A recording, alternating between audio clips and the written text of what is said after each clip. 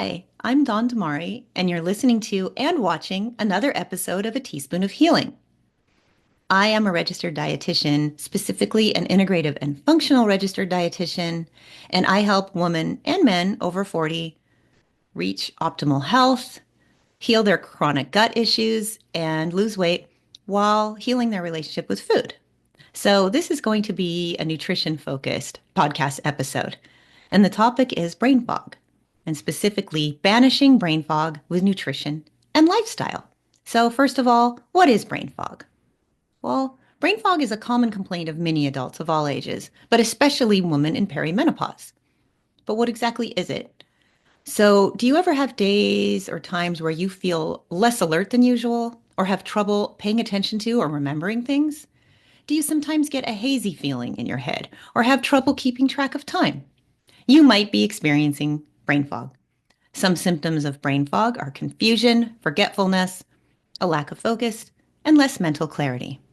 Now, I do want to say this, though. Brain fog is different than degenerative brain diseases like dementia or Alzheimer's disease. Having brain fog does not mean you have one of these conditions. Now, while there may be many different root causes that can contribute to brain fog, such as the wild hormonal fluctuations in perimenopause, chronic stress, undiagnosed sleep disorders like sleep apnea, undiagnosed ADHD, a diet that is high in ultra-processed foods, or gut health issues, there are some food and lifestyle changes that we can do to manage the symptoms of brain fog. So, research does show that you can boost your memory, help brain fog, and even prevent those degenerative brain diseases with nutrition and lifestyle. So, first of all, in general, anti-inflammatory eating is really important. Eliminating ultra-processed foods whenever you can. This is going to help support cognitive function. And before I talk about anti-inflammatory eating, I really want to point out that identifying and avoiding your food sensitivities is also really important. Doing this will lower the inflammation in your body and in your brain and reduce the dietary triggers that worsen your brain fog. So, what is anti-inflammatory eating? Well, it's pretty much what we all kind of hear what we're supposed to be eating. Lots of fruits and vegetables, lean meat, fish, whole grains, healthy fats, beans, lentils, herbs, spices, and also tea and coffee. Tea and coffee can be part of an anti-inflammatory diet as long as we don't have too much caffeine. So all of these things contain various nutrients. The plant components of the diet like this contains phytonutrients, and the plant materials, also the plant part of this diet also contains fiber, a lot of fiber to support a healthy inflammatory response. So one thing I do want to mention, I work with some women who are in perimenopause who have brain fog. This does not mean, having brain fog does not mean that you are in the early stages of dementia. A lot of people think this, and that this is going to be permanent. The brain fog is not going to be permanent. When you're in perimenopause, your hormones are shifting and fluctuating wildly. And when you do fully go through menopause and you go through the transition, your hormone levels are going to be lower, but they're not going to be fluctuating. And you may find, most people do find that their brain fog does level out and diminish. Now, of course, there are many other root causes of brain fog that I had mentioned earlier, but I did want to mention this, so some women are concerned about this. So here are some nutrition and lifestyle changes that can help banish brain fog and improve your memory. Adequate sleep is one of them. That's vital for our brain.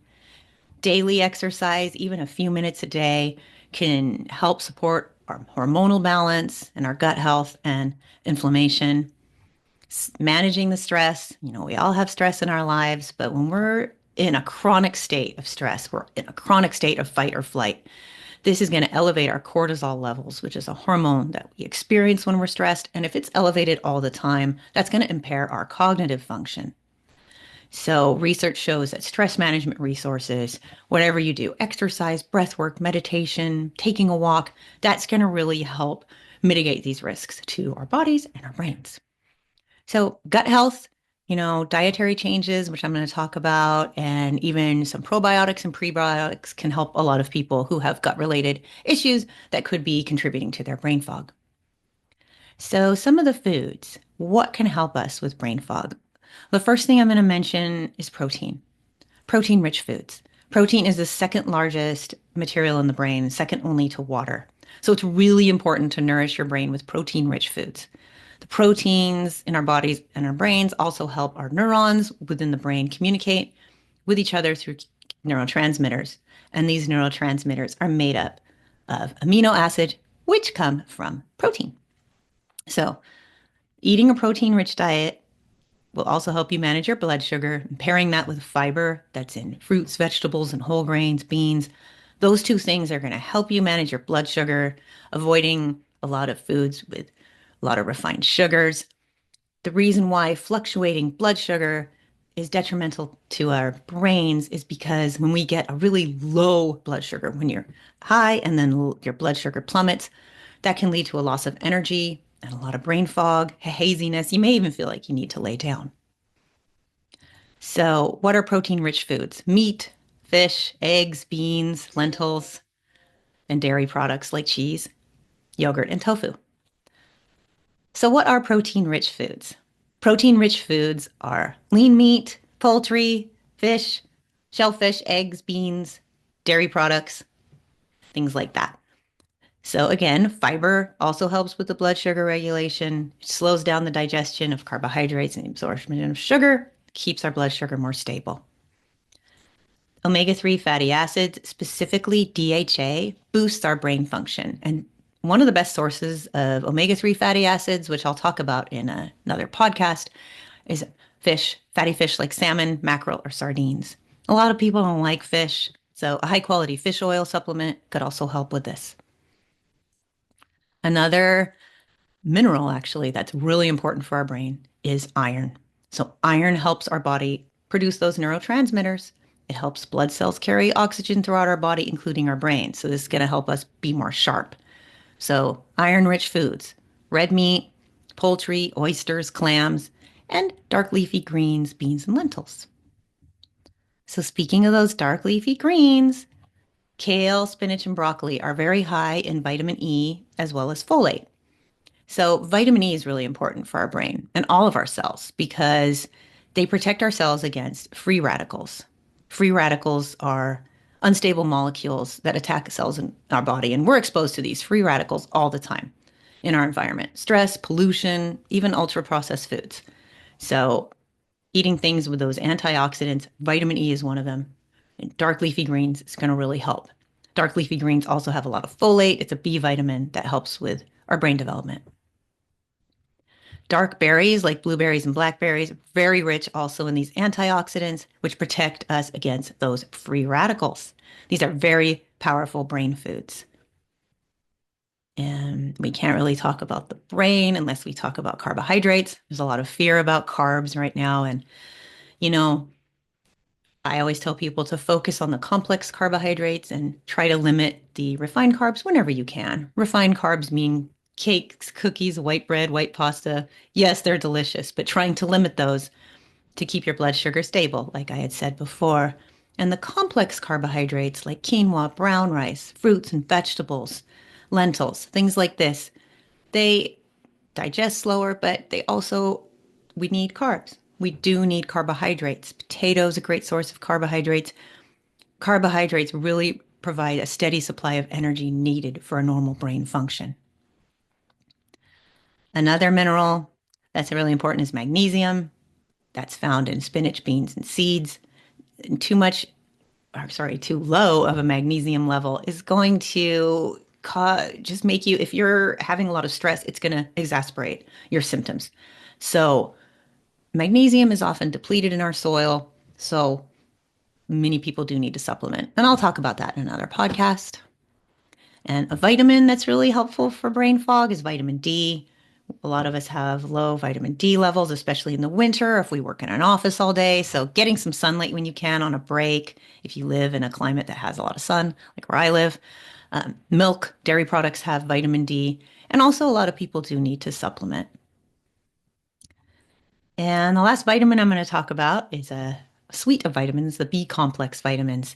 So, B vitamins are really, really helpful for our brain, and they're essential for brain health. And if you have low levels of especially vitamins B12, B6, or folate, you may experience symptoms of brain fog. So vitamin B12 is really found in rich amounts in animal products. But for the vegans out there, nutritional yeast is a great way to get vitamin B12. And for those of you who like clams and oysters, that's another way to get it. And folate, like I said before, it's really found very great amounts in dark leafy greens. And vitamin B6 you can find in many different foods, especially pork, liver, if you like that, beef, chicken, spinach, almonds. So some people do need to supplement the B vitamins, especially vegans, because a lot of the B12 is found in animal products. So if you are vegan and you do feel that you're experiencing some brain fog, consider supplementing with a B complex vitamin or getting a B12 shot or even just taking a multivitamin. A few other foods that are going to boost your brain health: eggs. Eggs have a lot of choline. Yeah, they're a little expensive in the stores right now, but trying to eat them once or twice a week can really help your brain. Nuts contain a lot of that vitamin E and other antioxidants, which are going to fight those free radicals and fight inflammation. It's just going to really be protective for our brains. Another one, and this is good news if you like chocolate, dark chocolate has a high amount of what's called flavonoids, and those can improve blood flow to the brain. The last food I'm going to mention is green tea. It's not really a food, it's something we drink. It's another brain booster, and there's some recent research on it that showed that it increased the alpha, beta, and theta levels in the brain, and that they measured people 1 hour after drinking green tea. So the increased theta waves in particular suggest that green tea may help with attention and alertness. And also a little bit of that caffeine is going to help with being more alert. So now that I talked about what to add to your diet to help with brain fog, what should we avoid? Well, this is the typical advice, right? Limiting ultra processed foods and limiting foods in a lot of added sugars and refined sugars. Yeah, sure, these taste great. I'm not saying you have to eliminate them. I eat them too, but moderation is key and trying to limit them as much as possible. Because diets, especially high in the refined sugars, they're going to worsen cognition due to the inflammatory effect that they have on the brain. And ultra processed foods as well those are associated with inflammatory effects on the body and our brain. So when you eat a nutrient-dense diet that is high in fiber, protein, and antioxidants, and limit those ultra-processed foods and added sugars, you can feel more alert, aware, and focused. Now, I do want to mention working with a healthcare professional, especially one that can investigate the root cause of your brain fog, is really important, because we can do all these nutrition things, we do all these things with our nutrition and with our lifestyle. But if we don't really get to that root cause, then we may not have optimal results. So I do want to mention that. So thank you for listening. I hope you enjoyed the podcast. If you don't currently subscribe, please do so. It's available on all podcast platforms and it's on YouTube. And next week, I will be doing an interview with somebody also on a nutrition related topic. So stay tuned.